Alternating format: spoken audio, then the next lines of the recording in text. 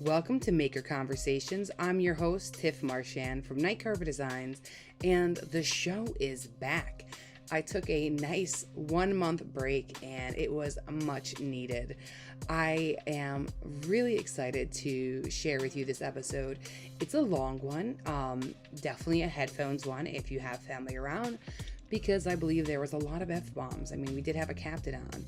So get ready, put those headphones on, and enjoy the show with Terry from Seventrees, who is extremely talented, and I was excited to sit down and get to know her, with Morgan from Captain's Plank, and I hope you enjoy it. Oh, well, I'm excited to hang out with Terry. I feel like she's been around a lot longer than she has, but it's only been like a year and a half, and I'm like, what? Really? That's what I said on her thing, but I don't know, maybe I scrolled wrong. I feel bad because she's waiting, and I kind of want to like stalk on my computer real quick because it's on my phone. Should we stalk while she waits? Yeah, we're making her wait for 1 second. Okay, Sorry, let's Terry. But I was like, there's no way she's only been around that little. Yeah.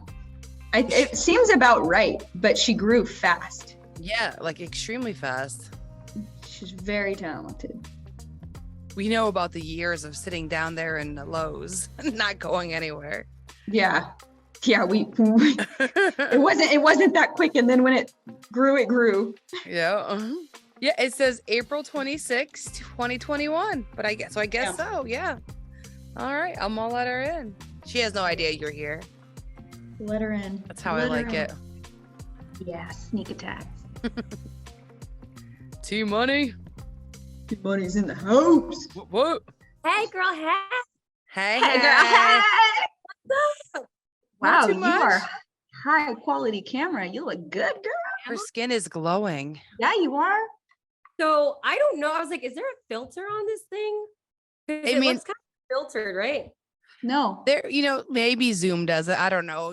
Our phones do it to us all day anyways. You can make you look so much better, and then you look in the mirror and you're like, oh. I do that on FaceTime. The one where it flips your face so you could see your face like in a different, like a mirror version, but not your selfie version. That one trips me out. The filter's gone at that point. Yeah, I'm like, oh, Yeah. Oh, there I am. Well, welcome. Obviously, we have Morgan here to join me to hang out with you today. I hope you don't mind. No, not at all. No, she asked me, and I'm like, of course, I love Terry. I'm like, come on. Oh, come on. Hello. Oh, Look at that. What are the for chances? those that can't see, she's got one of Morgan's hair sticks that she carves. Mhm. There you go. Those are so good to have in the shop. Well, I mean, you know that I take it with me everywhere, right? Like you should know by now that it's like my safe whenever I'm like walking. I do it too. See, not only a hair accessory, but also a safety device. Absolutely. Yeah, I wonder if it's a California thing though, because I've told other people this from like, the South or the Midwest and stuff, and they're all, what? And then California people are like, oh, I carry it like I'm gonna stab someone. I'm like, Jesus. It's just very normal, right? There's no other way to hold it. Yeah, Well, that's good. We also don't have a tendency to like talk. The thing is, I think like I see you, I've never really like talked to you a whole lot, but it's so easy for us to flow together. Mm-hmm. But in real life, when people try to talk to me, it just becomes the weirdest thing. And anytime I get all bajiggity about talking, I think that it's other people out. Like they're like, wait, you don't know how to have a conversation with people. And I think that's also a California thing. You think so? Yeah, I do. You're better digitally than in person. I think I carry a good conversation, but I'm super awkward the whole time. I'm feeling awkward. I'm not feeling like I'm in person. I'm like, oh yeah, hi, I'm asking generic questions and shit, but I'm all bajiggity too. It's nice though. Like podcast format, hanging out on Zoom with people. It actually is really relaxing to where you could be yourself and to carry on those longer conversations. That's why I like it. Like I'm doing like the Sabretooth show live now, and that's fun for that. But I'm like, I still need like time where I'm just like chilling with people in a more personal way. Yeah. What's weird is like, I know like you've been going on a bunch of lives, Tiff. There's a bunch of people that have been doing live. I don't think I can get there just yet because it's completely different. I don't know why I can be in It's front of my way phone, more different. Yeah. showing you like what I'm doing in my own personal boundary space. But the second that I'm live, I feel like I'm naked. Like all of a sudden you can see everything that's going on and it just gets really weird. I'm like, okay, Mayo's not made for this. Not yet. I have that That's weird funny. fluttery feeling the whole time just because you're trying to do so many things when you're doing those. And it's like, okay, look for questions. All right. Okay. Who's in here? Invite this person up. Keep it lively, you know? Yeah. It feels And a lot more intimate. Yeah. the camera is like right here. So like you just feel like you're like, what's that comment? Like the entire time. It's just- That's me. I'm like, I can't see, so I'm all, what's happening? I also feel like it's so much weirder on a live because, and it's not any different, but when I'm on my stories talking, if you see the background of my shop, it's not weird. But on a live, it's You're just weird. looking at it. You're just staring Yeah, I'm at just it. looking at it like, should I clean that shelf? Yeah, for sure. It's like way more vulnerable, right? There's no running away from whatever's out there. And I don't know what that thing is as soon as I have to, it's like on stories or even in this conversation, it's super flowy, but it's like seeing a red light. Like Mhm. whenever you're looking at a camera and you see a red light, you're like, Yeah. so no live for me anytime soon. Yeah. I had to ease into them for sure. I have the tendency to say things that I regret later. So like that's also not a good format for that. So you have to be very like cognizant of what you're doing, where you are, and hope that your friends stay at that level too. 'Cause Yeah. depending on what it is. It's much less curated too than our Instagrams or our stories are. So it's like on the fly, you know, it goes hand in hand with like, I'm super shy. I'm so camera shy if somebody's Yeah. taking my photo. But then Oh, when yeah. I'm on my camera, like on my phone and doing it, I feel like I exude confidence, you know, but Yeah. in front of anybody else's camera, I can't even, I like blush and I can't even smile. Because you're not dictating exactly what it looks like. Right. Exactly. You don't That's- have that preview of what you're seeing. Like you know what I mean? Yeah. Like I feel like that's my thing. I think that's why lives are more nerve wracking too. You can't like edit it out or take it back. You're all, oh, well, I just fucking told everybody fuck off. Well, that's why like when you ask me for pictures, Tiff, I'm like, damn it. Like that's the only cringy thing about this is like, I have to send you a picture of myself. And it's, I don't know why that still is weird. I know that people think just because we're online all day, Yeah. that we're so used to this stuff and it comes natural. I'm like, heck no, man, it's terrifying. I'm learning from people. Some people will like save like a whole Google folder of just headshots of them that they've taken and then just keep it there so that when somebody asks for a photo, they'll send a link. And then it's just like, here you go, choose from which one you want, you know, so that way the person gets a choice and you are curating what they get to see though. This is from Anna of All Trades. That's who I learned that from. And I'm like, I love that. So I stole that idea. I do have a Captain's Planks folder in my iPhone, but it's everything. It's everything that's content related. So it's like not as, I should do something else like that for when somebody wants a photo, but I don't. Then I'm like, well, you choose one. Well, that's what you can do. You can put the ones that you don't hate in that folder. Yeah.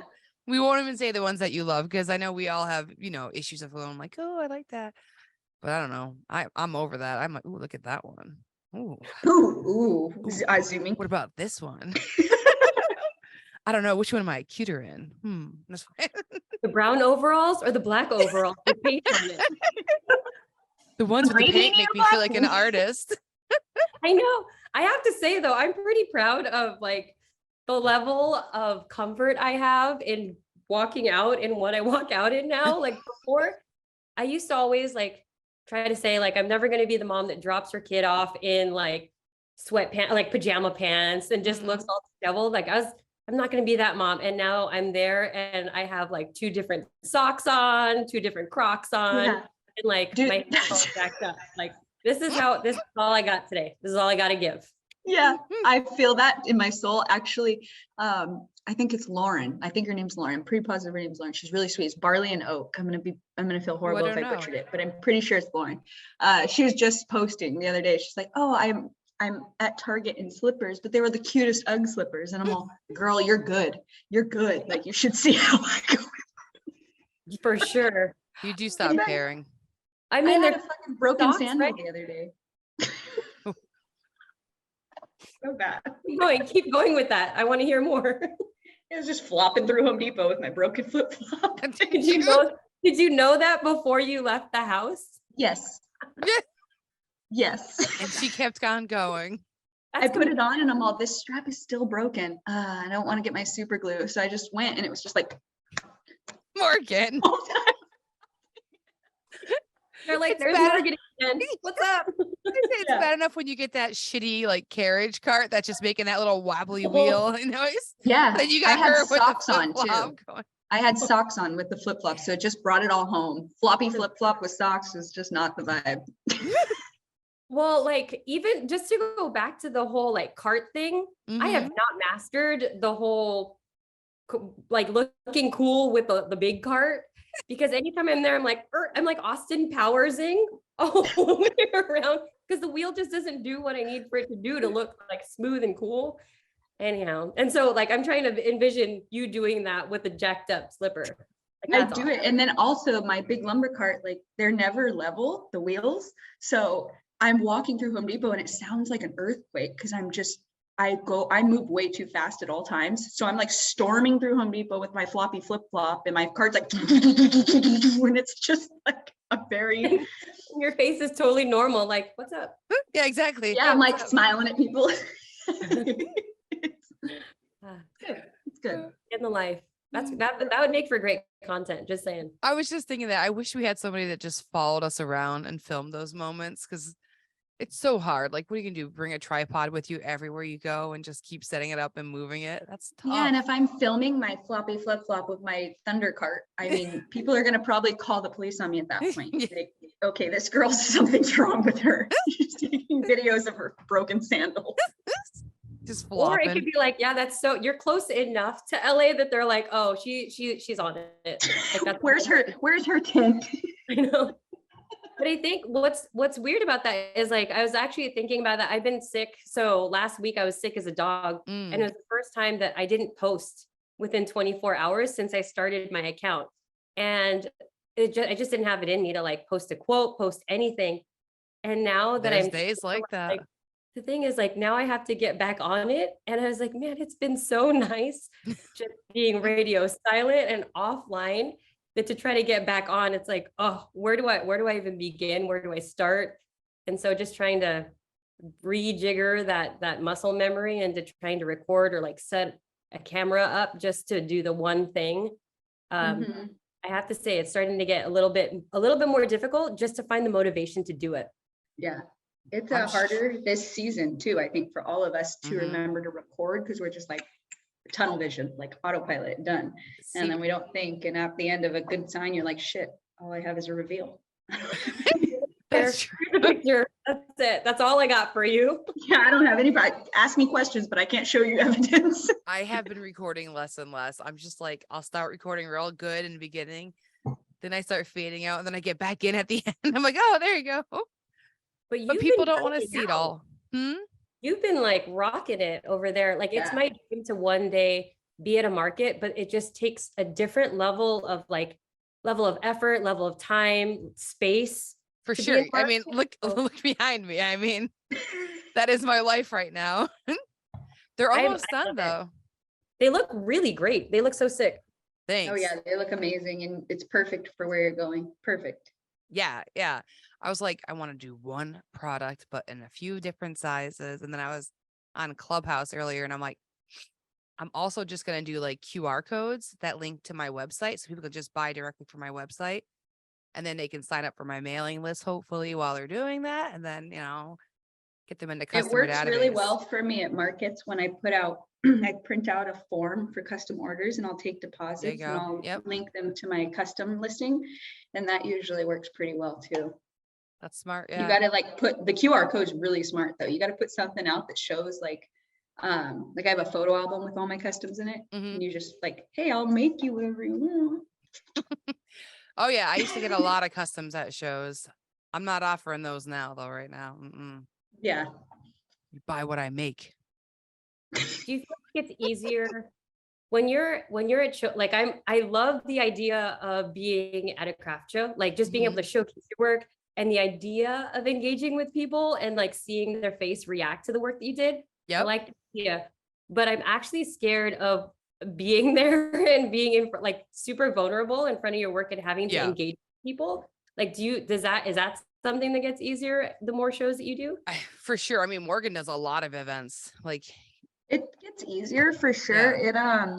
I think it's always going to be vulnerable because, you know, we're taking our thoughts and we're bringing them to fruition, and then we're like releasing custody of that into the world. And so no matter where you are, it's going to be hard, but it gets easier. Definitely gets easier. Now I just throw it down on a table. I've noticed the shows I stress the worst about, I do the worst at. yeah, if you just And then the ones that I'm like, all right, I'm going to cater to the demographic, I'm going to cater to the town I'm in, or whatever it may be, you know, the vibe there, and just throw it all down on the table and like kind of just go with the flow. They do great. I sell out. But if it's like something that I'm like neurotic about and I'm trying to price like, you know, a few $100 signs or really expensive stuff, I think about those places as like, all right, on a Sunday, someone wants to walk around, they're going to this market, they're going to have 100 to $200 in their pocket, right? Walking around, whether it's card or whatever, walking around like, hey, I want to buy something.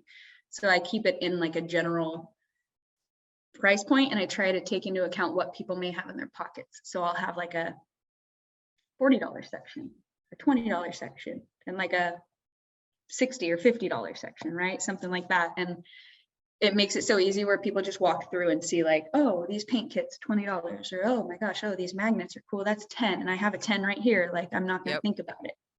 It's a little extra work. You got to have like little small buys.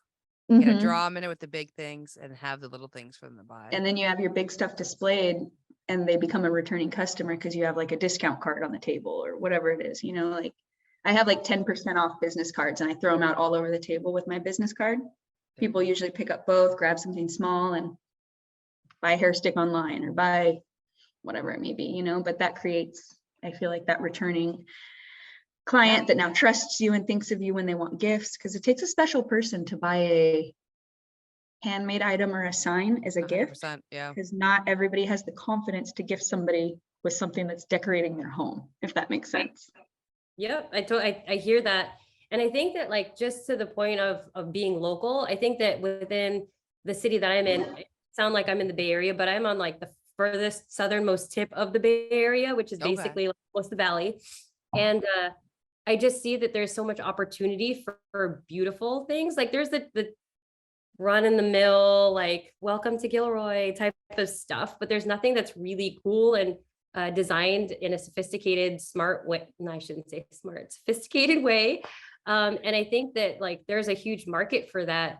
And I think that like when I'm trying to think of price points and stuff like that, I'm like, is a keychain just lame? Like, why do I have a keychain product I love so much to have, you know? So no, keychains are the way to go, or ornaments, or you know what works really well with me with the keychains is I turn and you have a laser, so I turn my signs into smaller engraved keychains. So if people see something that's $100 and they're like, oh shit, I can't do that right now, like I'll get it if it's on your website later or something, like, well, I have a keychain of this, like, oh man, what, $10? Okay, cool. And they grab it really quick. I want to like reach back because I totally have my Goonies sign as a little tiny ornament right now. Just like Tiff made all the stickers of her signs she made, like that's such a cool way to reach people who want your art but maybe can't afford it. So I feel like keychains are never lame. They're the small pickup items. Like my hair sticks at shows are a little bit cheaper than they are online because I like to keep them even, like 10 or 20, right? And it's just like people walk by and snag those up, yet when I'm prepping for a show, I'm thinking like, oh, that's so stupid. It's not going to make a statement. Like it's not going to, you know, stand out. But they want to buy something and their budget only allows so much. Yeah. Love that. Okay. Well, that's because again, I'm like, what are things that I would want to buy as somebody? Like, again, it's the reason why I buy shop tees. It's like, I want to support you, but I don't want to buy a $200, $500 sign from you. And so I even think of that as a way to like find some smaller ways for make it more accessible, right? To have a piece of Seventrees. Okay. Yeah. Magnets do really well. I'm a big magnet nerd. I have them all over the side of my fridge. And a lot of people love them. I find that resonates, like people, oh, these are magnets, sick. Like they love magnets. So that's another one. Make your sign into all my girl figures I have on magnets and keychains, and those are big sellers. Like at markets, but not so much on my website. That stuff doesn't really move. Okay. So is that something you're trying to get into this, Terry? Like just I feel like I've been trying to get into this for a really long time, but I think that it really is just a matter of how I manage my time, right?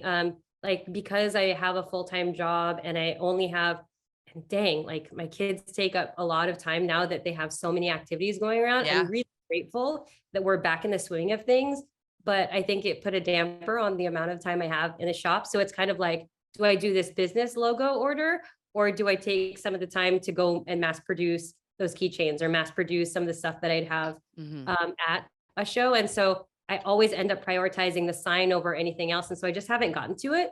But again, it's my dream. Like the reason why I made this sign actually was I was like, all right, I'm going to make a sign so that one day I get to a show and I get a chance to like put my name up there and show up.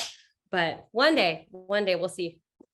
Yeah, I actually take art off of my walls and I take it to shows because I just like to show what I can do. So I'll just like throw my sign. I took my last name sign that I made to a show and I was like, oh, this is what I can do. The magnets and stuff, I try to run those while I'm working on the commissions, but that's my biggest issue, even with the ornaments right now. Like my ornaments did fairly well and I can't find the time to like dial in the tiniest end details, like putting the rope on and getting them shipped, you know, because everything like feels like it piles on this time of year. So I'm right there with you on like prioritizing the commissions, but like the paint kits did pretty well. So I think when you take time to just make one smaller item and then show it and then let people place their orders and then give yourself like, okay, 2 hours this day, I'm just going to like grind those out, pump it out and set a timer and just do it. It does create more of a passive income than you think, where when you go to do it in the beginning, the initial stage, you're thinking like, what is this going to be, $50, $40, like this sign over here is triple digits or whatever, you know, XYZ. So that takes my priority, but I think sometimes they hit. Like that's exact. Like I tried to, I think that I also need to, cause I'm new, right? I'm a baby maker, like not a baby maker. I mean, like, I mean, you are, but I am not, I'm in my infancy stage in Seventrees. Okay. So I was scrolling your page earlier and I couldn't believe that you've only been around since April 2021. And I was like, wait, I feel like Terry's been in my life longer than this. Like, I think, well, for a while, I actually, that was funny. Sorry. Thank you for helping me like bring it back no to center problem. here. I got this. I'm professional.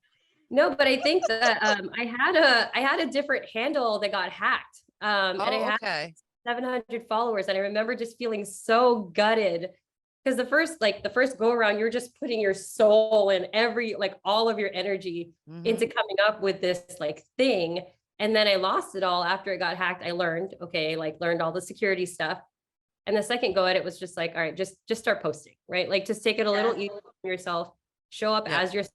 There's no need to spend an extra 20 minutes doing something a little extra that like no one's going to notice other than me.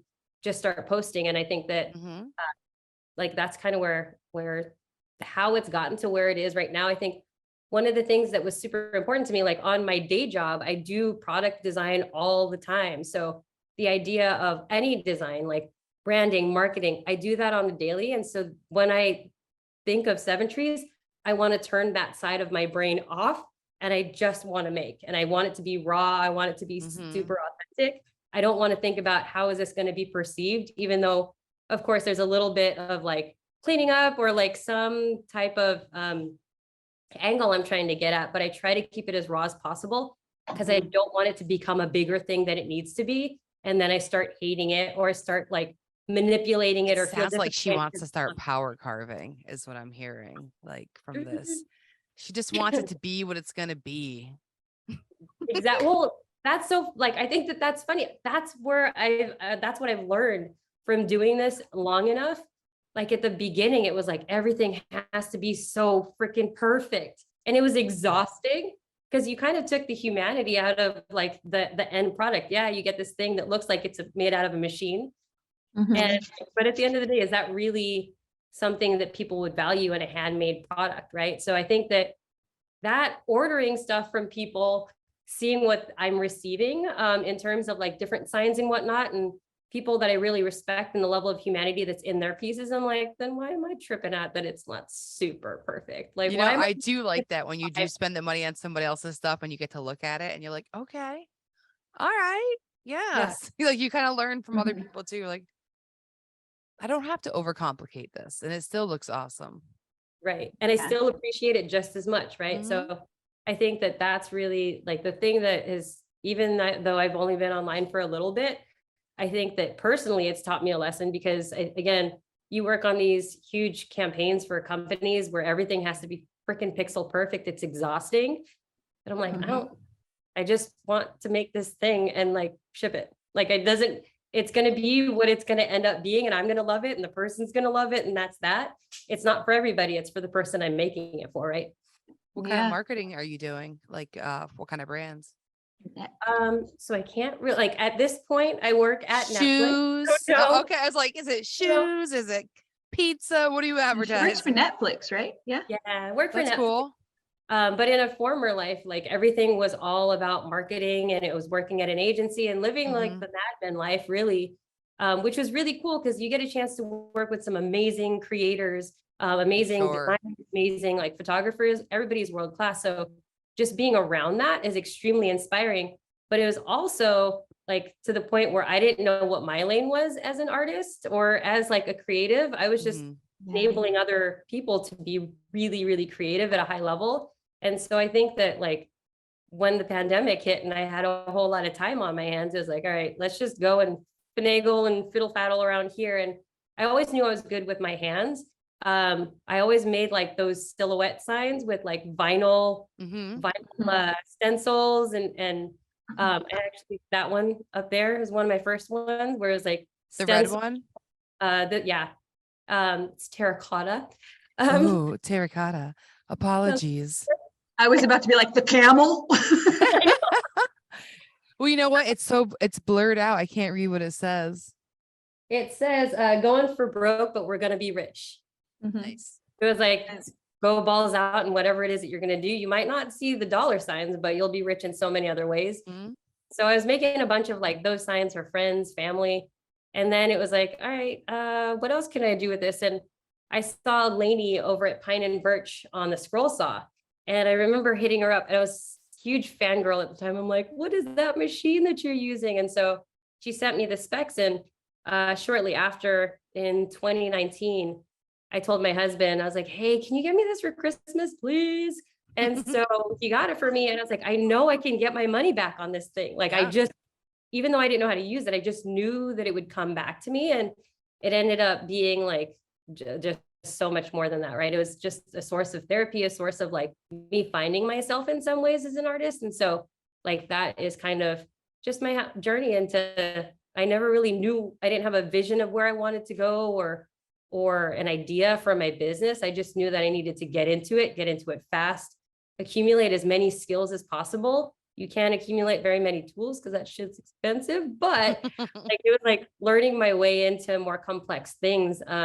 Scroll saws are the perfect like starter drug for making, though. It really is. Just like you just get up and go with it. Oh no. It was a bitch to learn.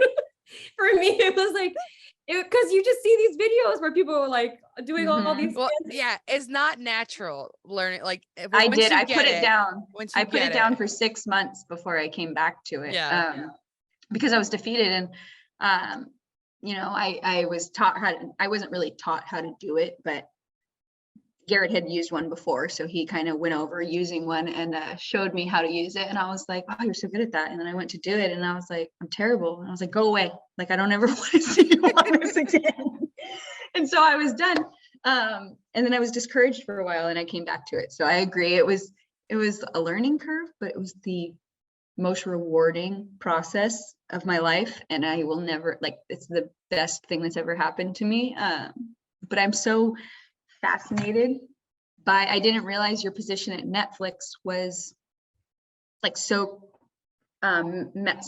meshed with like your creative side as well, but because it's so corporate structured, you probably don't get, I don't know, for lack of a better term, like get your way often. Like a lot of your input matters, but you don't get to unleash all your creative gears, right?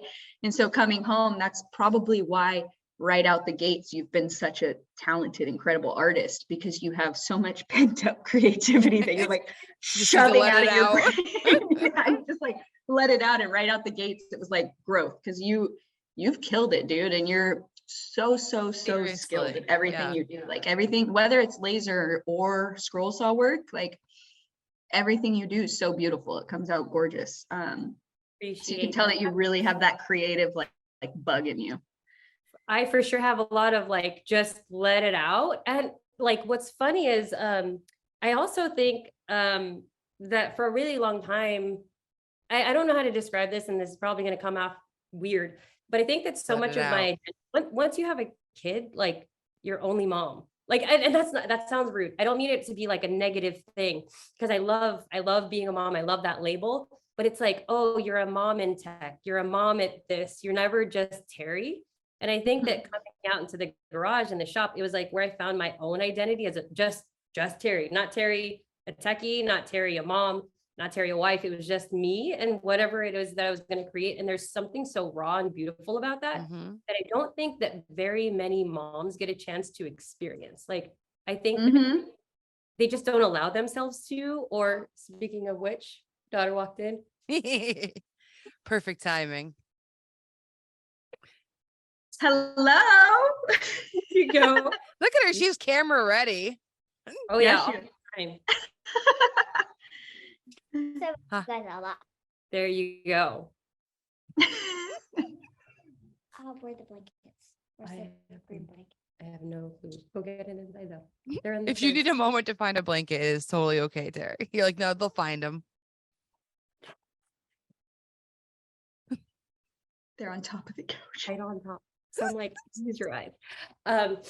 No, but I think that, like, speaking of mom, right? I just think that like people don't have a chance to be that honest with themselves. And that's why I think it's such a gift, because I wouldn't have been able to experience it had I not just like had some time and just, had some courage to just get started. So I think that there's something that's really cool about that. That's so interesting you say that. I'm not a parent. I'm not a mom yet, but you're a fur mom. I'm a dog mom. There you go. My best friend from my childhood, Ariana, I stayed with her for like a week, and she wanted to get to scrolling. She called me one day and she's like, "Oh, are you gonna be mad at me if I want to do this?" I'm like, "Are you kidding me, dude? This thing changed my life, and there's room for everybody at the top, girlfriend. Let's go." So she looked at some used ones. I went with her, checked them out. They're all broken, whatever. Long story short, her husband treated her to one, right? Got her a scroll saw. And I swear to God, the first time I watched that girl cut, her eyes lit up. Like it was, and her first thing was the same thing, the same concept. Like, dude, like I'm a mom, I'm a wife, and she's an incredible mom and wife, but she's a stay-at-home mom. She has no full-time job. So she's always, her girls are 9, 7, and 2. So she's just like, dude, I don't have any other identity. And as soon as she started her little making journey, it was like, boom, like starry-eyed. I loved to see it, and I fit the same concept. So I totally get what you're saying. Even though I'm not a mom, totally get it. It helps you make time for yourself and for the passions that you love. Yeah, 100%. Yeah. It's a weird sense of freedom where I'm like, yeah, bitches, like I'm back. A little bit of like, I can't go back to my 20s, but man, this feels pretty good right here. That's exactly how I felt after I had my kids. And like, I never carved signs before. I always like I've used a scroll saw like since I was a kid. That's hence why I think it's so easy, because I'm not great at it, but I'm like, yeah, you just push it through. It's just, I found it after I had my kids, and I hadn't made art in like 2 years because I was pregnant. I was miserable. We were planning our wedding. I got pregnant on the honeymoon. I never had time to be married. Yeah. So I had no identity after I had the kids. And yeah, once I finally found my way back into the garage, it felt like I was like, oh, this is who I was. I used to do stuff like this. This is great. It really does like wake you up, and it just like enlivens you. Plus, like my husband, he plays video games. And so like he jokes around that as soon as he hears power tools going, he's like, green light. And he just like hightails it upstairs, have our own things. You know what I mean? And I think that that's important too. It's like, go do whatever you're doing. I'm not going to yell at you for that. Just don't complain to me about being in the garage. It's kind of like, this unspoken thing that works for us. And I think that like we are way better off for it. Yeah. Yeah. It helps. And I just want to take a quick second break and just do a quick shout out to the sponsor of the show, Sabretooth Power Carving Tools. If you're looking to add some dimension, do some shaping on some florals that you may do, or get into carving, check them out. It's sabretooth.com, and they're having a Black Friday sale coming up. So keep your eyes open. I am posting about it all the time now, and it's coming soon. It'll be 20% off your entire order. So go check them out, sign up for their newsletter, and happy carving. Okay, back to the show. Carrie, so you got straight into the scroll saw? Like, was that the first tool you used? Yeah. I've done like DIY projects around the house, but they're more like aesthetic. It's not like I was demoing anything. And so I had some experience with like a jigsaw, like obviously like screwdrivers and all that other stuff, like normal regular home tools. Yep. But like I used a miter saw, but I don't know what it is about that table saw. Like table saw still scare the crap out of me. I don't like there's table saws either. I don't own one. I don't even You don't have have one. one? Mm-mm. What do you use, a circular saw? I have a Like- track saw and a CNC and I have a track saw, which is a circular saw on a track. And then Mhm. I have my CNC, which does a lot of my like rectangular stuff anyways. And I try to use that to cut backers as I'm scrolling or anything like that. Yeah. I'm not super advanced with my Onefinity. I'm not over here doing like very precise, perfect things, but I'm perfectly capable of laying out a piece of wood, a sheet of wood, and just cutting multiple backers. And that is worth it for me. So that's what I do most of the time. And then if I have to trim stuff up, it's usually my track saw. That's the tool that I want next, is a CNC. It's like CNC or planer. Like, I feel like I know that those are two completely different things, but anything that's over $500, like I really have to think about like the investment behind it. Oh yeah. Man, should I buy the planer that I know that I'm going to use more immediately, or just like suck it up, do what I need to do manually and Yeah. save up for a CNC? I because- want to, I support CNC, go for the Onefinity girls, Tiff knows. Love But it. Love I it. really love the thought of having a planer. Well, I have two planers. I have hand planers, and then I have an electric, like a handheld planer, like, Mhm. but I want like a big one. A drum sander or a bandsaw would be next for me. Those are the two that are next for me. I have to get a nice drum sander. I have one somebody gave me and I cannot get the paper on it. And it makes me so sad. I've tried so many times. It's embarrassing. I like just want to throw it somewhere, although it's really heavy. I couldn't throw it. It might be messed up though. Maybe there's something wrong with it, because I've had tools It given to must me like be. that before where I'm like, this can't be right. I'm like, this thing has defeated me. Everyone's like, every time I post that, like when I do a big project like this, everyone's always like, you need a bandsaw. I'm like, fuck you, I have one. Come put the paper on it. I have I'm like looking at it right now. It's like a 4x36 belt sander. And I have like a disc sander on the side that I use to just kind of edge stuff off. But I cannot change the freaking sandpaper on that thing. Like I have Which one is it? It's like a Wen. And it's like it did what it needed to do, but now I need to change the paper, and I'm like trying to lift stuff up and I don't know how it works. And I tried to We YouTube could FaceTime sometime and I'll show you. I have that one and I have the Ryobi. Okay. Oh yay. Okay.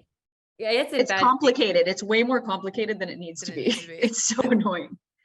I thought it was going to be easy, and I was like, okay, forget it. I'm just going to bring out my freaking circular, or like just my orbital sander, and we're just going to do it this way. And it takes a long time, but it's just because that belt sander is just a pain in the butt. Like, Yeah, so, the Ryobi is easy. It has like a tension belt and it just releases and then it compresses. But then the Wen is like a total pain in the ass. okay, Total pain in the good ass. to know, because it's You been get what you sitting pay there. I'm for, like right? staring at it. It's been sitting there, and I know that I will not use it again until Not touching you. Glad Careful I'm with not the those two. only I've had one them. that just I've has had them tools sitting snap in around. my face. Really bad. I'm Really convinced the belt sander is trying to kill me. Like, I know that we're scared the table saw, but the belt sander has tried to kill me multiple times now with like little pieces, or like just Yeah. grabs my knuckle. It's if I die. The it's- belt sander wants to take my eyes. Oh, That is God. its price. It wants my eyeballs. It's whether it's a belt breaking or whatever I'm sanding on it, shooting back, like I can't seem to like knuckle up, and like every time I use it, and I use it a few times a week, I swear something ricochets somewhere and I'm like, oh, This is why can't I use wear it without goggles glasses. when I power Yeah. carve, because the Thank you shards for- of wood that shoot off is scary as fuck. I've never power carved. I've used angle grinders to sand down our cabin in Big Bear, and I had to wear goggles during that because it was like fucking us up. Everything's like, Yeah, like things shoot. rapid fire. Yeah. Just like be ready. It's violent. Yep. That's But fun. I think like the one thing that I have been getting better at though is just using the right masks for the right things. I remember when I first started, and like as soon as this happened, I was like, okay, I'm always going to use a mask. It was my first foray into filler primer. And like everybody that I was watching at the time was like, flood that, just like spray it all over. And so no mask. I was just like, shh, all around. And then I remember for like 3 days straight after that, I was blowing my nose and filler primer, Skunk. which was like still in there. I'm like, okay, this is disgusting. If this is just filler primer, like what is MDF doing to my lungs, or what is this other material doing to my lungs? I'm like, okay, I learned mask up all the time, but every so often I'll forget like my goggles or like my glasses. And that's when something will like come out and try to Get you. come. That's why I wear my 3M one, and I get a lot of flack. I get messages from, random middle-aged men all the time. They're like, you're wearing too powerful of a mask for what you do. And I'm like, okay, yeah, I understand that you're cloth mask type thing. There's a lot of brands out there that have like mini pretend filters and they're like cloth masks, and that's fine. Those are great. I'm not going to bash them. I have a lot of them. I'm going to wear my 3M one at all times though, because the chemicals that are in that MDF or in my paint or any of that, I'm going to use something that's just a roundabout good for fumes that I can keep around my neck all day, because if it's not around my neck, I'm not going to pick it back up. And if it fits like a scarf, I'm not going to pick it back up. I need something that's like in my face, like put your mask on, dummy, or you're going to sit here all day breathing paint, because I too have blown paint boogers for many days in a row. I'm like, and how do you produce this much filler primer snot? I don't know how primer gets on my pieces sometimes based on my snot. I'm like, what? What? Is it all in my brain? Like, what is happening? Is this why everything looks like shit today? Jeez, that's crazy. I've never used it ever. A mask? Or the No, filler primer? primer. No, I've never put a mask on ever. No, So Parcel the filler Mask Night primer? Carver saves 10%. The What? filler primer is better than the Montana primer. I will say that. I preach the Montana primer because I love it with the paint, but oh God, it's a mess. It's a mess in your face. It's a mess when it sprays. It's a mess when it sands. It sands. It's a nightmare. Like I have to plan a sanding day. Yeah. And prepare, because if not, it won't come off your hands till you like shower. And it's just like this white coated glove dust. It's terrible. So The Montana any or type the of filler primer? the Montana. Oh, interesting. Okay. Yeah, the Montana primer. I've hoarded up on all of my filler primer, like just because I knew that everything was going up, and it was something that I knew was critical to sign making for the holidays, last holiday. So I freaking Costco sized that stuff up in my car. Like anywhere I saw it, I would grab it. And there was still like $5-6 at the time. So I'm glad that I did. But I think that it's gotten to the point where like, I know that there are other ways to do this. Like I hear like Montana, there's something about sanding sealer. Like there's different ways to just seal your wood before you paint it. But I'm like, I'm just going to keep using my stuff until I run out. Like, Oh yeah. I mean, no, you gotta I would always use filler primer. I still keep it on hand because it's cheaper than the Montana and I love it. The Montana, I just buy like you do, buy the cases or palette. So I have like a ton of it, but the filler primer is my go-to. Sanding sealer didn't impress me with my finish at all. I probably would never use it again. I've done it with wood. Like I use sanding sealer on my wood before I work on wood, but for paint, like I just haven't needed to explore it. So that's why I haven't tried it out there. Yeah, for paint, I wasn't impressed, but the filler primer, I'm like, I would buy it by the pallet too. It's my favorite. I'm like, I became like major hoarder. Like I even noticed when I changed the can, like the design of the can on the outside. And I was like, okay, yeah, this is when I know I'm getting into the new stuff now, because like seasons have changed for filler primer, but as long as I have it, like I think for a while I was able to get it off of Amazon for super cheap. And so I tried to hoard up as much as possible. I know that that's not like more so than lumber, more so than anything else, any even paint. Like I don't know why like filler primer has a special place in my heart for the thing that I need to collect the most of. Oh, it's essential.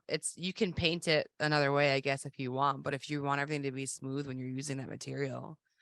Well, like seems you it said, it is essential. very critical. Yeah. Yeah. The Montana primer works exactly the same. It's no different. I just like the finish compounded with the Montana paint, but I keep them both on hand. I'm not like favoring either one. And in terms of messiness, I'd rather work with filler primer all day.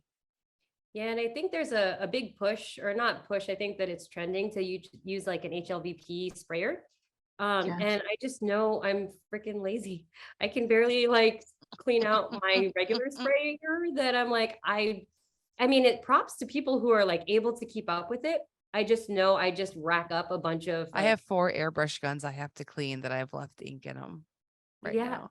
I got sent a sprayer and I'm all, maybe one day when I paint a house. Yeah. I'm never going to use it for like, I mean, maybe primer, but I also am not responsible enough an artist to like batch my priming sessions. I probably prime every other day and I'm like, woo, paint day, sanding day, paint days.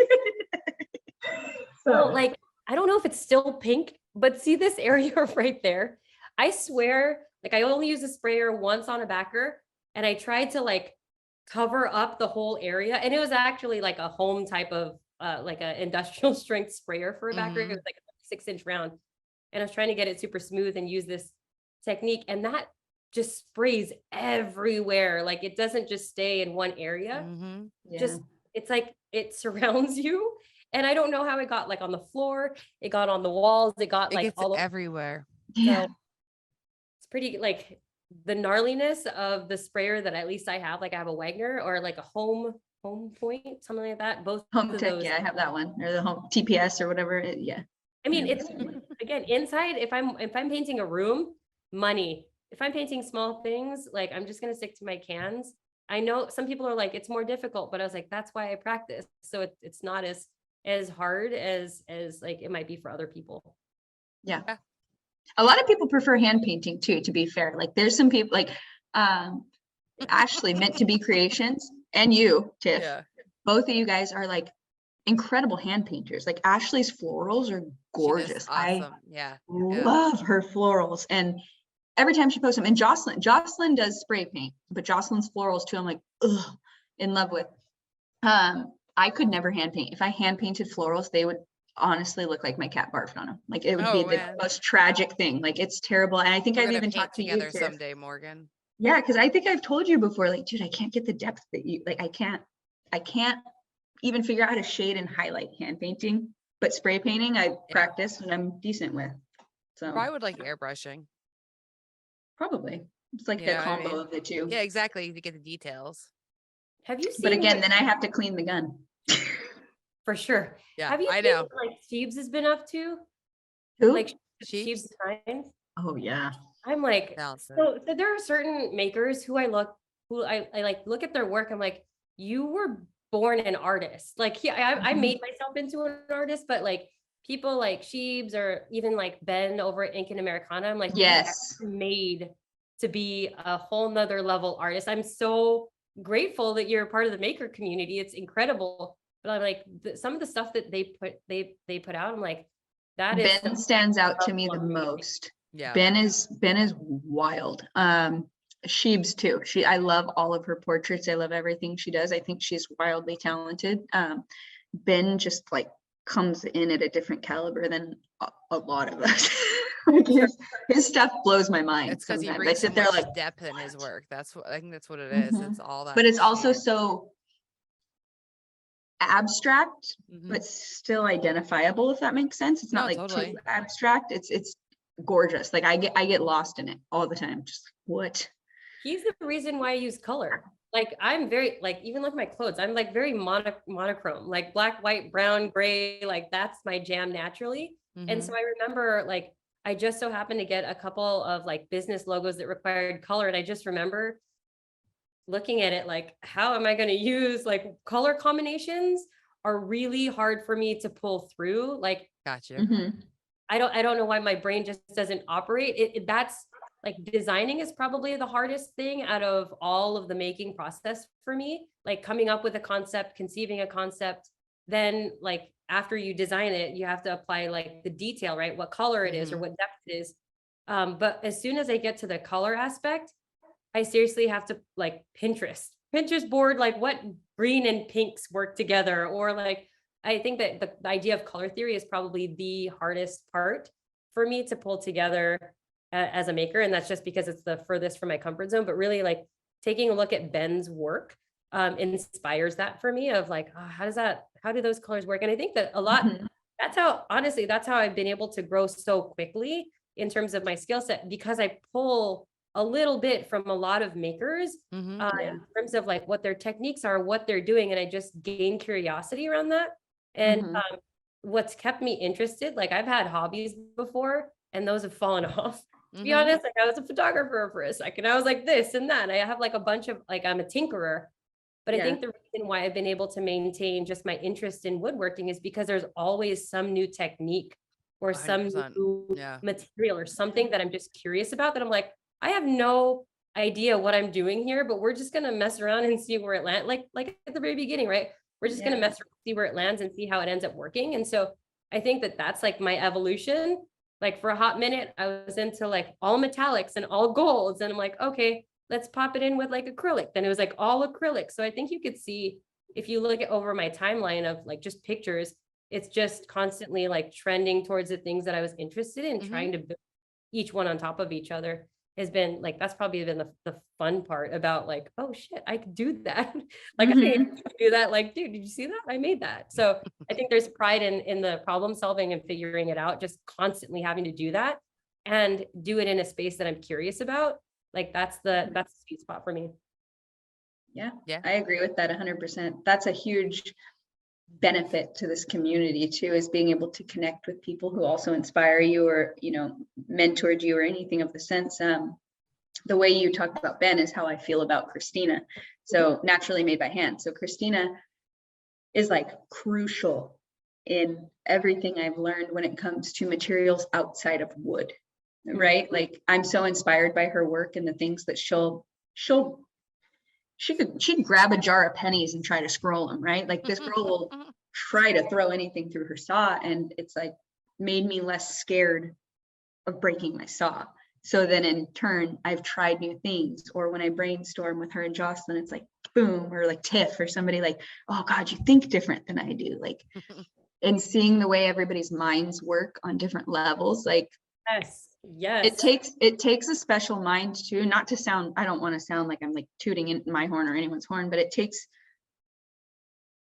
to be creative. You can be one of two ways. You can be somebody who feels inferior when you see talent that is above yours, and not to sound like, you know, you can get there, but there's a pattern of growth. So you see that talent that you may feel is above yours and you feel less than, and that's not, I tell everybody like, oh my God, no, lean into it.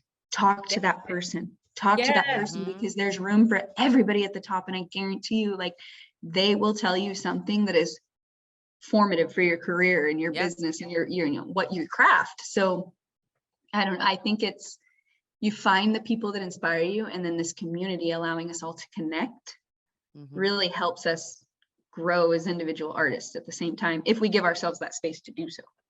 And we're so willing to share too. Like how you said, like, when you first started, you reached out to somebody and you asked them for advice on how they do something. Like, we're all willing to share and take time and talk things through when you have questions. Like, as long as you come in and you say hi and you form a relationship. I do hate when someone just straight up DMs me like, yo, how you do that? And you're like, hey, how about say hi first? Like, that's why I started the subscriber page. I wasn't sure about it at first, but I'm like, you know what, for these point blank questions, I will entertain that over here. But those things don't generate, this is my full-time job, so that those things don't generate anything for me. Like Terry said in the beginning, I got to focus on work. You have to decide.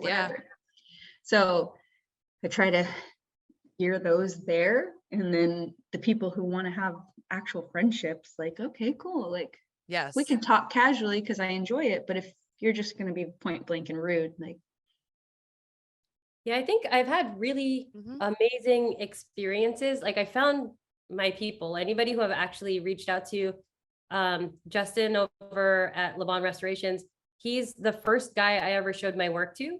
And it was funny because he, like, I was looking at his page for a while and I was like inspired by just how freaking clean he is at everything that he does. And Everything his just the videography and photography clean. that he does is Right. so sharp.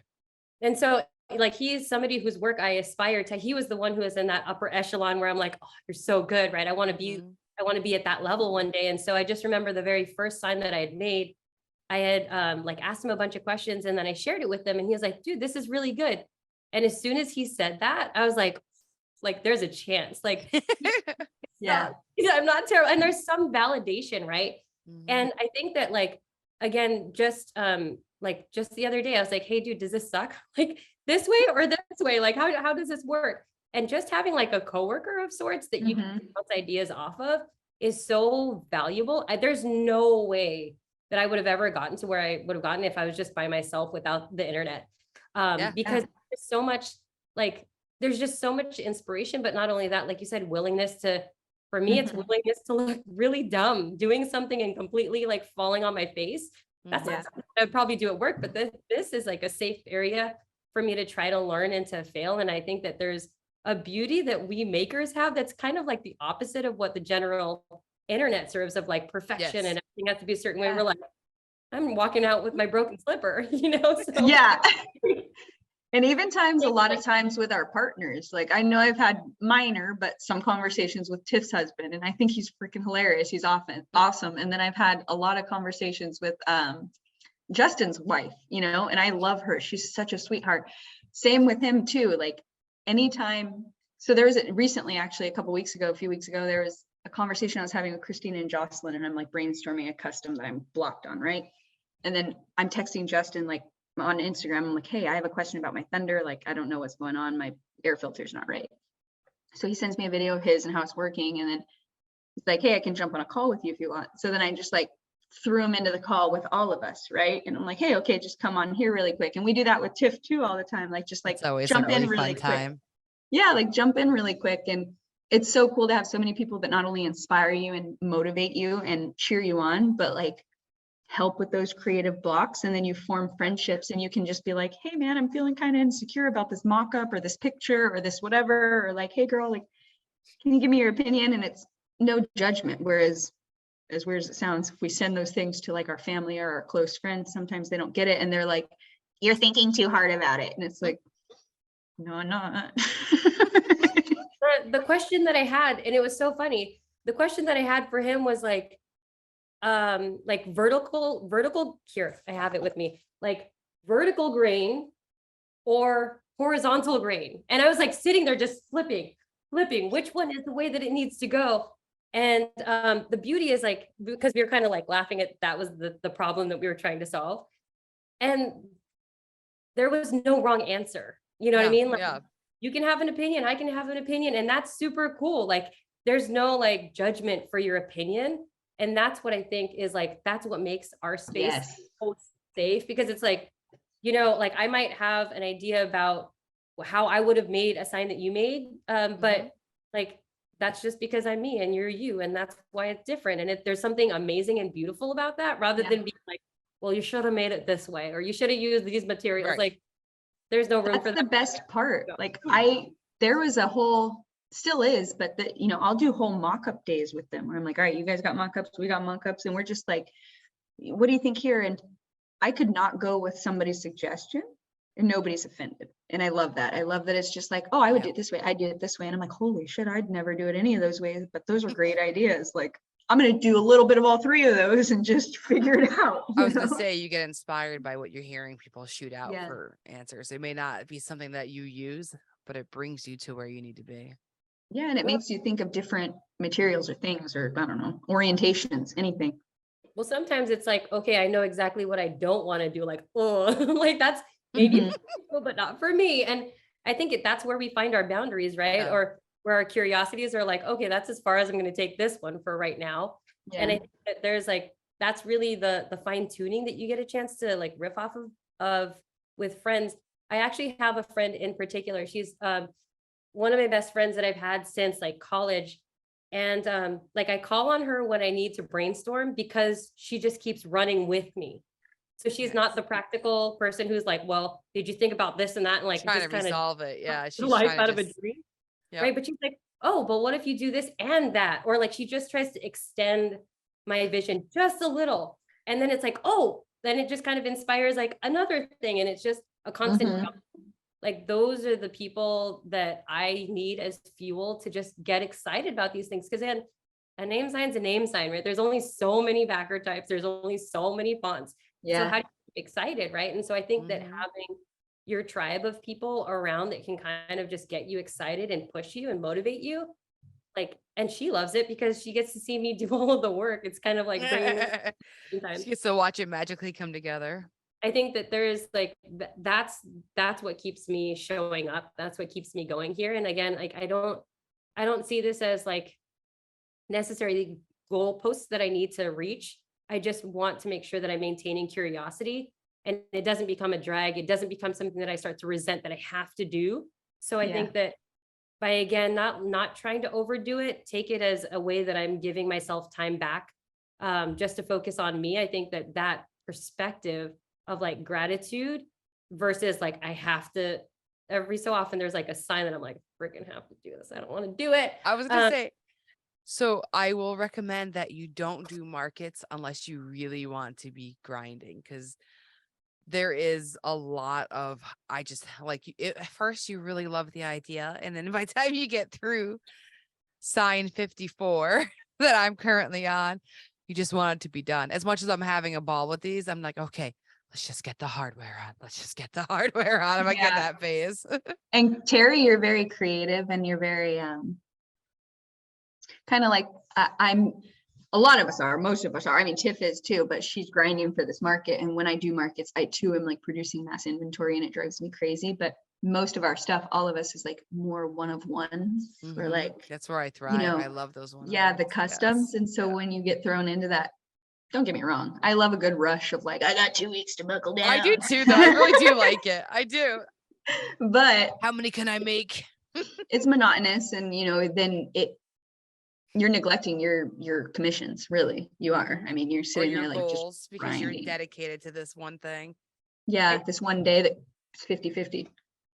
I tried to do it last year with just batch. I was like, all right, I'm going to have one design with different form factors, square, circle, rectangle.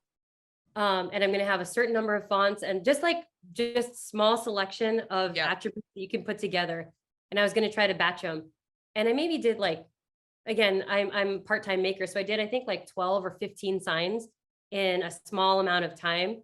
And by the end, I was so done. I was like, I cannot do that again. In terms of like, in terms of like one day was all cut day. One day was all frame day. One day was all like paint and prime.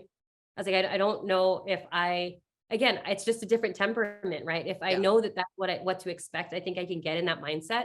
But that transition from like making one and focusing on one thing at a time, even if it's a fast, like 2-3 day turnaround, that's more fulfilling than trying to batch like all of them. I spent one day just CNC all day. I got all the signs done in one day. Then the next day I'm going to just power carve all the minis. Then I'm going to just power carve all the larger ones. Now I'm just filling in the blank. Like it did. I was just like, woof. I'm like, this is definitely a mission when you're going from zero inventory to a full inventory, Yeah. But how has that transition been though? Like, cause I know that like you just recently went from having like full-time job into more like full-time maker, but you're also like podcast host extraordinaire. You're juggling a ton. I'm juggling too much. And that's why like the podcast, I just put to rest for a while. You're actually my first one that I've recorded back. Like you're my very first one I've scheduled because I'm like, I do want to get back into it. It may not be a weekly show anymore. And I've just kind of got to accept that.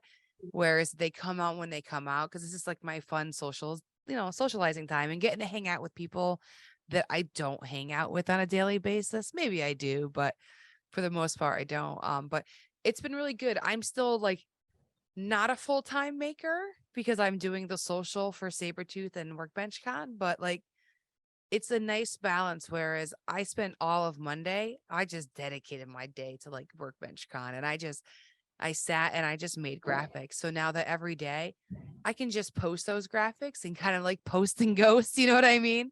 Because I already put in the time for it and I created all this stuff. So I'm just kind of learning to navigate those seas. But as you can see, I'm finally figuring out how I can be a maker with that. Because for the first 3 months where I was doing all of that and working my full-time job, there was no room for making. Like I just stopped making almost for a full 4 months. I didn't pick up any tools. Like it Oh, was wow. I didn't know it insane. was that long. That's Yeah, crazy. because I was reposting old videos. Mm.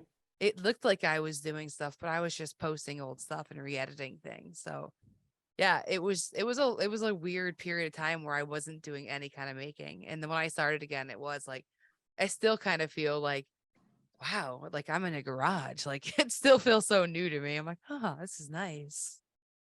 Yeah, like even when I go through the days where all I can do is like 20 minutes here, 20 minutes there, sometimes I just sit on the freaking garage floor and I'm just like, what are we gonna do now? Like, I don't know. There's something about even having that little bit of time that recharges me. So I Mhm. can't imagine like you're gonna find your groove. You're gonna find out like amongst all of the different things that you need to manage, you're gonna Yeah, find a way to I'm make it. starting to now after doing it. Now the kids, we'll say, I won't even say, because like I quit my job right. School got out on June like 23rd. I quit my job on June 24th, like an idiot. Like school was out and the kids were home with me full time. And I was just like, now that they're finally like in school, I feel like I've had 2 months of trying to like get used to this lifestyle. And it's finally starting to make sense. It'll Yeah, get thrown off again in the summer, but right now it's like, all right, okay. I In a dig it. I groove. love it. Like I said, like I'm inspired. Like the thing that there's no lack of inspiration, and I love Out there. Oh my God, yeah. people where people are like just following their dreams and they're killing it. Like Morgan, I remember when you had like 2,000 followers. And I'm like, what? Like, look at you go. And I'm so like proud and excited for people that like, even though we may not ever met, like there's just some investment in you and seeing your craft grow over time. Mhm. Or like any of these makers, Sam, like, dude, Pine Barren, like, holy crap, dude, Mhm. these people You're are naming that All of our Sam, favorites. Patrick, I and know. Carlina are like my favorite people in the world. I think Sam Mhm. is such a hustler. And I feel the same way about you, Terry, because I'm pretty sure I followed you at like, I think you had like 500 followers or something, or 700 followers. And you grew so quickly, and it's so well deserved because you're not just good with the material you're working with.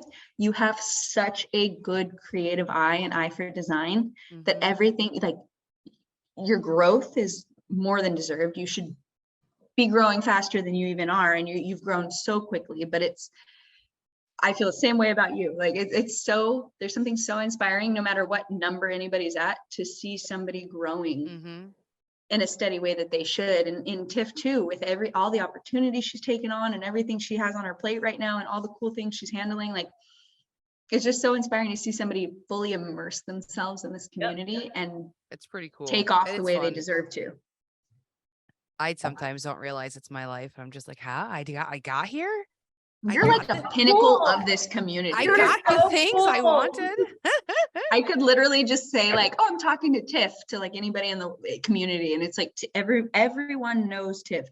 People that probably don't even follow Tiff know Tiff, because you are such a staple in that you bring so many people together. You're very like, I don't know, you create There's a community of tears your in own. my eyes. Shh. I feel bad for any other Tiffany because you're like, oh, not that Tiff, not that Tiff. This Tiff.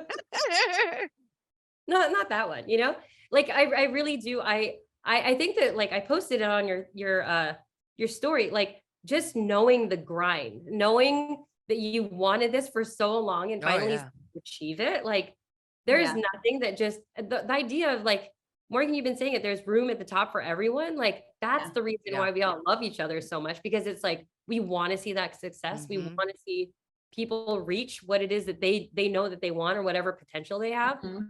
And I think that like at the end of the day, we're just all trying to figure it out. No, there's no secret. It's just we have ideas, we have visions. If we get there, awesome, but we're gonna have a hell of a good time on the way up there. Right. Yeah. And Right. there's so many people that get very angry about the competition, like I said earlier. And then there's people who can brainstorm together and recognize like, Mhm. your thoughts aren't better or worse than mine. They're different than mine. And that's a beautiful Mhm. brain. And I'm going to take some of that in. And I think it takes a different outlook to do that, but then it goes hand in hand with the room for everybody at the top. You know, we can all succeed because we all have a different approach. I guarantee you, you could pick, just randomly cherry pick 10 makers, give them all the same design. Everybody's going to execute it differently. And it's incredible to want see. to do that, by the way, like during a Ooh. non-busy time. I think that would be such That would a be fun fun. challenge. That would be Like fun. just everybody make this one file and I want to see it at the end. I would do That it. would just be so right. That'd Wouldn't that be so fun? It has Heck to just yeah. be like during a non-busy time of life. I Yeah. feel like that's like January to March is always I'd an say like awkward a time of the year where you're February. like February, you're like, is my business failing? There we go. In February, we'll distract everybody. We'll come up with some kind of fun challenge. I love that because I bet, like you said, it's going to be so radically different from making. Mhm. Oh, it'd be so fun to do that.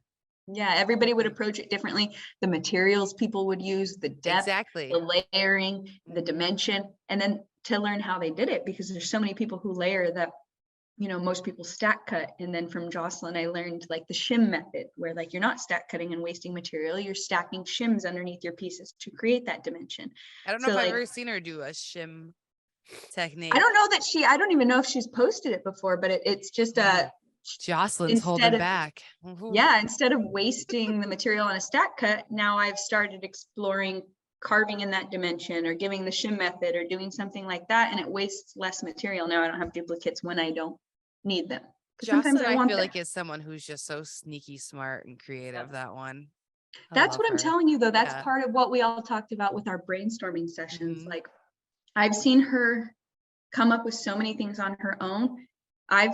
We've all contributed things where each of us, her, me, Christina, you, everybody's like, oh, well, that's a really fucking interesting way to approach it. Like, I didn't think about that. Mhm. But then there's also the times where like we absorb other people's brains, and it's like, Yeah. oh, dang, like that's how you would approach it. And now I want to approach it that way. Mhm. And she's a very empathetic person, but a big absorber too. So she's going to like listen, take it in and process and like, all right. Like, yeah, I'm going to try that. And she's the biggest thing I admire about her over most artists that I engage with and talk to frequently is her will to experiment. Yeah. Like Christina's going to try a new material, but she's like, I'm going to get it right and I'm not going to fuck this up and there's no room for error, you know? And then Jocelyn's like, I'm going to have 2 days of just wild experimenting. And it's like, it's so inspiring. And then I get out there and I'm like, yeah, I'm going to try that today. You know, it's really rad. It's really rad to see how everybody's brains work differently. Absolutely. Yeah. I'm like thinking right now, I'm like, oh, I don't even know what the design is. I'm like, what are some new ways that I could just mess around? And I think that that's the hard thing about, like, I have no idea how I landed on business signs, like business logos. I have no idea why people trusted me off the bat with making their logo when I didn't know what the heck I was doing at all. I just got the right opportunities at the right time. But I think that, like, because of that, there is a smidge less opportunity to go wild and out based on the types of businesses that I've worked with. And so I feel like I don't feel like, I'm not sure if I've been able to really express myself or my own personal style just yet, because so much coming has up been, next. like, I hope so, man. I want room for, like, what's Terry gonna make, or what's Terry's custom thing gonna be. So I hope that that's something that I work on next year, because I put clothes for customs for a really long time. I swear that sucker's been on there for at least solid 6 months. The right people hit up my DMs. I'm like, okay, I'll do that. No, you know? I know. I've had I'll do mine it. up for like 2 years, closed for customs, and occasionally they do sneak in somehow. I don't know how it happens, but it does. I'm such a weenie. I should do that because my wait list it creates a not justifiable amount of anxiety in me. So Closed I for should cut them off, customs. but I'm so scared that if I do that, like, I'm so scared of that. I admire you guys for doing that because it's better for your psyche.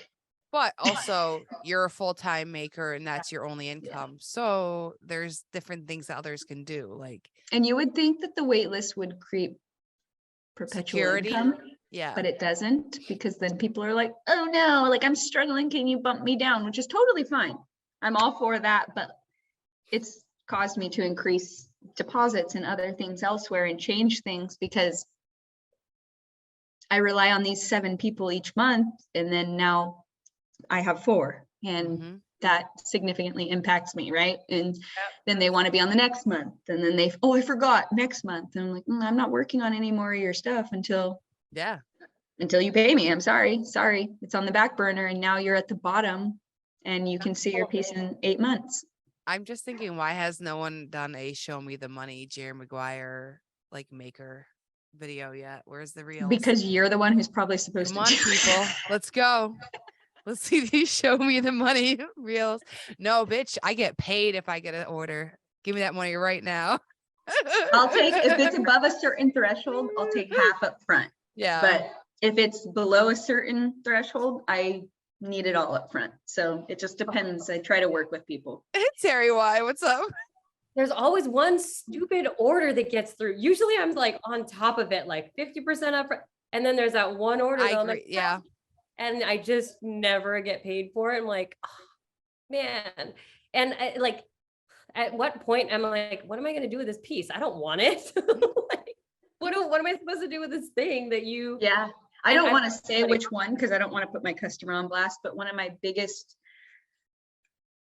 most proud pieces in the last like 5 months is still sitting right here in front of me, because he wants to figure out when he can pay for shipping and do all of that, which is totally fine. There's like, I'm not in charge of anybody's finances, like do your thing, dude. But it breaks my heart to sit here and stare at this piece. I just like want to put it in like a vacuum sealer or something. I just got ghosted, which is why when I look at it, I just get really angry. I'm like, I've not, like, it's only happened this one time, but I just remember, I think you only need that one time to just know better. Yeah. But it's always, I hate it. I hate it so much. I have that. I was so excited about it until I didn't get paid. Now I'm just annoyed. I have 2 local businesses that totally ghosted me. And I said, oh, since you're local, you can pay me at the end upon finishing. And then one, she wanted to change her logo. So that's fine, whatever. One was halfway done. And she was like, oh, I thought it would be done in 2 weeks. But I told her the wait list was a few months, yada, yada, yada. Long story short, she basically said, like, I had the money to pay for it then. I don't have the money to pay for it now. So I just stare at her logo at all times. And then she changed her logo recently. And so then I reached out and I was like, I still have your old logo sitting right here. Yeah. Like then I turned into somebody who's super passive aggressive, and I'm not ever passive aggressive. I'm very direct usually. Yeah, me too. I hate the way that it changes me like that. Like, that's probably the only thing that I've hated. Like weirdos and all that other stuff I can deal with. But like, I think it's because it's like, dude, don't waste my time. There's only so much time I have. Mm-hmm.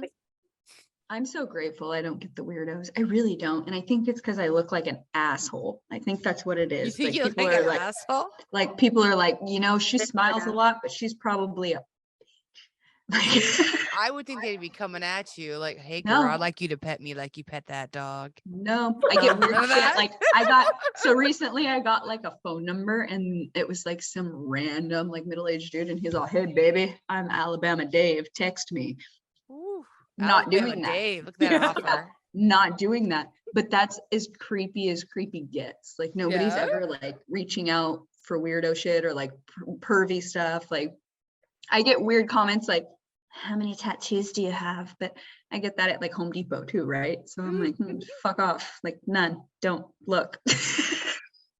Usually like if I get something funny, I screenshot it and then like I share it with a couple of friends. I'm like, this is just funny, right? Like this isn't major creep mode. And it's usually just it's just somebody being dumb. That's all. And I've I only don't gotten one that's really freaked me out, and it's when they kept offering me money for my shoes, and that just I had to. Okay, so I had to have stop. been asked for feet pics. Yeah.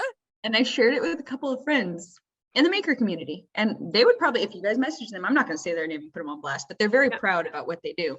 I know a couple of them that sell feet pics all day, and they're like, oh no, feet pics pay my water bill, they pay my freaking gas bill, they pay, and my husband knows and he loves it. And I'm like, freaking more power to you, you know? But like, if somebody messaged me for pictures of my feet, I'd be like,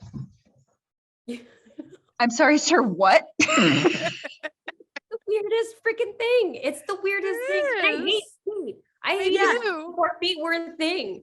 And so those are the ones that just weird me out just a smidge. Then I get all paranoid because usually I'm on my feet looking down at a piece, and now I'm like, cut my feet out because this is going to be worth $1 million if you sell it on there.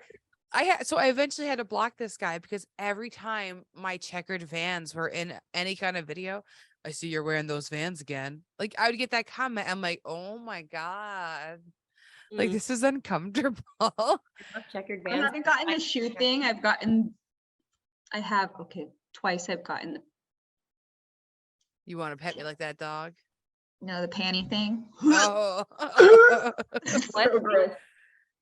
They want like Panty worn pics? panties. They want I no. hate that They word. want Worn. no. They want to own my panties. Oh, I That's hate that. happened. And I'm like, but that was actually before I had That could substantial have been your growth, water which is bill. surprising. Could have been my water bill, but I'm gonna pay my water bill with signs. not panties. With my art. Those weird things I stuff. can't get past. And then the feet thing, like Terry said, can't even understand the foot thing. So I'm just like, oh, it's weird. But other than that, it's like once a year I'll hear from a weirdo, and I'm very fortunate because I see a lot of close friend stories where people get shit like constantly, and I'm so grateful. Me too. I'm grateful. That's not happening here. I've only gotten the weird foot thing. That's it. I I got the wonder gross if it's a vibe. Like, do we, because honestly, like it doesn't happen to me often. I think people are surprised that it like stuff doesn't slip in, but to my DMs. But I think that it's one of those things that like maybe there's a vibe that's just like, don't fuck with me in that way. That's what I And- think with Yeah, me. I I can think see people are so. like, oh, she's gonna go off on me, like it's Mhm. same with you. I think people are just like, she's kind of unfuckwithable. Like you too, Tiff. Like there might be a couple that are bold here and there, but they're like keyboard warriors. They're not really Yes. thinking Yeah. they're gonna succeed. But what's weird, like what I've noticed, because every so often I'll look at like the demographics of people who follow me. That is the weirdest stuff ever, because I'm thinking they're going to be like California, West Coast, United Mhm. States. But 50% of my followers are like not in the United States. And I'm just like, what am I doing there? Like, what I am think doing? like 30 to And I still think 40% that it's of mine people- are in Canada too. Oh, It's okay. like, Yeah. Yeah. I mean, like that, like geographically, I still feel like that makes sense. There's just a couple of like ones where I have like maybe 15% of my following, and I'm like, my "Wow." second highest is Australia and then Japan, which is so strange to me, but those are my high ones. I think my demographic's odd, and it used to be primarily women, and it's grown into primarily men, and that Yeah. it frustrates me, but it doesn't frustrate me because the numbers translate. Mine used to That be makes sense. 50-50. I actually, as we're talking, I went and just peeked. It's now like 35% women, 64% men. Yeah. Mine's Yeah, 60. mine is, I think, close to 70% men or 60% men, Yeah. something like that. But it's shifted, and it bothered me when I noticed it, but then I took a look at it one day and just like kind of sat back and thought about it. And it's like, with my growth, the volume has translated. Like it's not just like, hey, do you have an OnlyFans? Like weird stuff like that. So it's okay. I'm okay with it, but kind of disappointed me. I'm like, God, what do I gotta have a baby or something to target the mom market for my age group? Well, I Morgan, think, you're a like, very attractive woman, and you're going to catch a lot of men with those. We all videos. are. Have you looked in the mirror and seen Well, your this is a dimples? very attractive group of women. I did notice that. I don't know Terry that well to where I'd be flirting with her all day, but I have been looking. All right. I have been looking over there right now. Carrie, it's all right. Tiff and I flirt all day. Yeah. all day, every day. I wish I could. Like, what sucks is like lately I've been so sucked into work. So you would text me and I would have no chance to respond. And I feel like by the time I respond, the moment's already passed. So, like, can I always will start never the text you moment with back and be us. like, I'm over this flirt. Yeah, exactly. Sorry for the delay. No, it's anticipation. What else were you going to say? She plays the long game. yeah, there you go. Terry's just playing hard to get. There's, That's there's a 6-hour delay in this, but it's great. Yeah, I think like I think that's been like the weirdest, coolest like thing. Just I don't try to like again look at my numbers and use my numbers as a goalpost for me, but I always am just intrigued by like who follows me, who wants to know the hot mess that I am today. Yeah. It's weird because again it was like 80% women, and again I'm a chameleon. Like I can talk like a dude, I I can act super prim and proper. And it's not because I'm trying to, that's just because I know Just, yeah. how to switch. Really, You can read the room. There's Yeah. nothing wrong with reading the Yep. room at No. all. No, And And not I at do all. the same thing you do. I never check my views. I never check anything. Sometimes I check my bonuses like at the end of the month Yeah. just to see, Uh-huh. but that's it. Other than that, I check the demographic, like you said, because I'm curious. I'm really genuinely curious, like It's fun what seeing where country is everybody is following me in. the Yeah. most. Yeah. Yeah. Yeah. But like sometimes I'm like, I watched a lot of SVU back in the day. And I'm like, one day somebody is gonna hit me up from like at the Target parking lot when I least expect it. So I think that like there's this that there'll always be some tiny tinge. I'm already over the like meeting people that you meet on the internet piece. Like I'm over that. But I think that there is every so often I'm like, who's gonna be the creeper? Who's gonna be So the I'm one? in a small town, very small town. Like even though I'm in Los Angeles, San Pedro's just a little peninsula. And so small businesses are huge here. Nothing to do with my Instagram growth. It's just I've exposed myself here a lot for business, and it happens all. It's so uncomfortable. It's so uncomfortable when I store with my broken flip flop and somebody be like, "Hi, Morgan," and I'm all, "Hey." So sorry, I didn't realize I would see you today. Sorry, I smell like. It's like a very I'm like, like, this is odd. real life Morgan. Yeah, I'm sitting there like brushing my eyebrow with my finger, like, "Hi." Like It's there's somebody fine. who I met and I was like, oh man, were you just totally disappointed? Like, were you just disappointed in what just happened? Because it was just one of those like, hey, oh, I follow you on Seventrees. I think that you're awesome. I'm like, thanks, okay, bye. Like, I don't know what to do with that. Yeah. I just am I'm a deflector. Like I'll say thank you. And like, I don't know where to go when the attention and the spotlight is on me. Yeah. am very shy. And so I think that like when it goes back to the whole market thing, they're like, oh, I've been following you. I don't know why. You're supposed to be like a business owner. And you're supposed to be proud of your business. And you're supposed to Mhm. be proud and talk about it all the time. I'm like, no, I like to just cower inward and like That happened to me at a Trader Joe's recently. This girl, like out of nowhere, I was just walking and I'm like in my work boots and I covered in paint. It was a shameful outfit.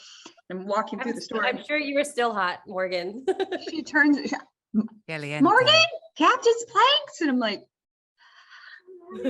not only does she come up to me and say she follows me, but she tells me that she ordered hair sticks weeks ago. And I'm like, weeks?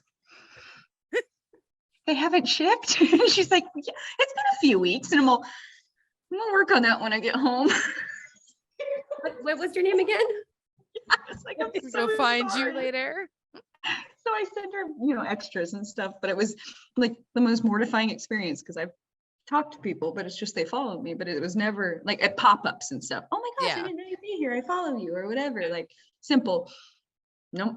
Get my groceries. And she's like, "I ordered hair 6 weeks ago." And that instantly made me like, Well, wait till you start going to maker events because you're going to get that the whole time you're there is people coming up to you that follow you that you may not know. And it is weird at first. So just be ready. that's what I think about Workbench Con. That's Ready. why I'm so scared to go. I'm like, I don't know if I could handle that I'll be social there interaction. to hold your hand. You would have to put me in a baby carrier on your husband's chest or your chest. Somebody would have to have the responsibility of carrying me in a carrier like a starfish. Mike, you're here to run errands and also hold Morgan. You need to hold Morgan in this giant baby carrier. As much as I want to hold her, I have to do some recording. Yeah, literally. What if you forget somebody's name? Like I know people by their handles. I don't necessarily remember everyone's name all the time. They right? have badges on at Workbench Con. So it Sweet, has okay. their name and their company name. I Yes. don't read things always. There's that. Well, it's hard at Makers Camp because nobody has their name. So unless they have like gear with their logo on it, you've got no fucking idea. You got to wait for them to hand you a sticker. You're like, give me a sticker, give me a sticker, give me a sticker, give me a sticker. Maker Camp is the most enticing to me. That sounds the most fun. But the Workbench Con, a lot of people have asked me about. Another maker asked me if I'd get a hotel with her, and I'm like, I don't know if I can go. I want to go so bad. I think it'd be an Patrick and awesome Carlina are opportunity. going to be there. I They're know. going to be teaching. I know. Mhm. I want to wrap my arms around those two so bad. They're I quite want to give cuddly. Carlina an actual concussion with how hard I ram my body into her when I hug her. I want us both to pass out and Patrick to have to like carry us on each side of him in a let me baby help you. carrier. Is everybody in a baby carrier? Like you're in a baby carrier, Carlina's in a baby carrier. Transport me when I'm anxious. You just I hope there's hold some me in a filter later that has like a baby carrier that Morgan can put herself in, because that would be fucking hilarious. And Patrick and your husband will hold them far Yes. away just enough so they're like this, trying to hug each other, but they can't reach. That's Oh. I'll magic. just hug everyone around me. Oh. Fine. I have to say, like, I feel you on that. Like, I love the idea of these things, but I think that's when like the introvert hardcore comes out of like, I know if I were to go, I would love it. Like, there's no doubt I would love it Yeah. after. But the lead up going there is just so much, and it's so overwhelming that like, I don't know. That's Terry, a- we had a conversation like, I don't know, maybe over a year ago. Like it's been a while, but we had a conversation where you were traveling for Netflix. You were doing work, like full-time work stuff. And I was like, oh my God, you're so close to me. Let's meet up. And I remember you were like, okay, but I'll be really awkward in person. And I was like, oh, this could be my soul friend. Like we could, and I think I even said to you, like, it's okay. We could just not talk and be weird together. I remember that totally. I hope you enjoyed the show. They're going to be a little bit more irregular. They're going to come whenever they come. Right now, I'm going to try doing them weekly, but if I don't, I am not going to beat myself up for it because I've got a lot of things going on and there's plenty of me to go around. So if you miss me, you're probably seeing me on Workbench Con doing lives right now, and Sabretooth. The podcast Carver Conversations is now a new live show. We figured it'd be a lot more fun to interact with folks in that kind of a format.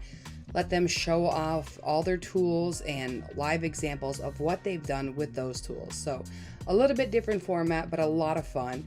And then for Workbench Con, as it's gearing up, we're doing a lot of fun contests. We just ended a contest for Total Boat, which they gave $500 worth of products for.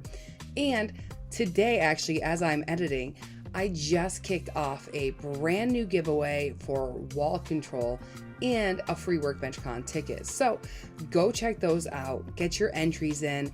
The wall control one is a lot of fun because it's just a reel or a video that's under like 5 minutes. We don't want to very, very long. We don't need a YouTube video, but just give us a video of what you have for a shop or space that you work in and how it could be better if you had wall control. Like, what are your plans to use it? They like creative ideas. You know, it's going to be something that we're going to sit down and have a panel judging them. And we're going to give one person $500 worth of wall control, and the other person is going to get a free ticket to Workbench Con. So there's going to be 2 winners. So check out those really cool contests. Make sure you're following them. Make sure you're following Terry and Morgan and myself, so that way you can see what we're up to next. Otherwise, have a great day, and thank you for continuing to listen and support. Oh, and another thing, I did shut off my Patreon. I think I'm just gonna go to the Instagram subscriptions, maybe. I don't know yet, but I shut it off for the month of November because I hadn't released anything in a month, and I just, I'm an honest little girl, and I don't want people to get charged if I'm not producing content. So I'm thinking about that, but I think it just might be subscriptions. So stay tuned for that. If I do subscriptions, it's going to be a lot of things where I am doing tutorials as well and sharing anything that I deemed inappropriate to leave out in the world. Although this episode is very free and very random, and don't judge us for our conversations. These are just the things that you get into, and I'm sure a lot of you can relate to. Anyways, I'm babbling, and you have a great day.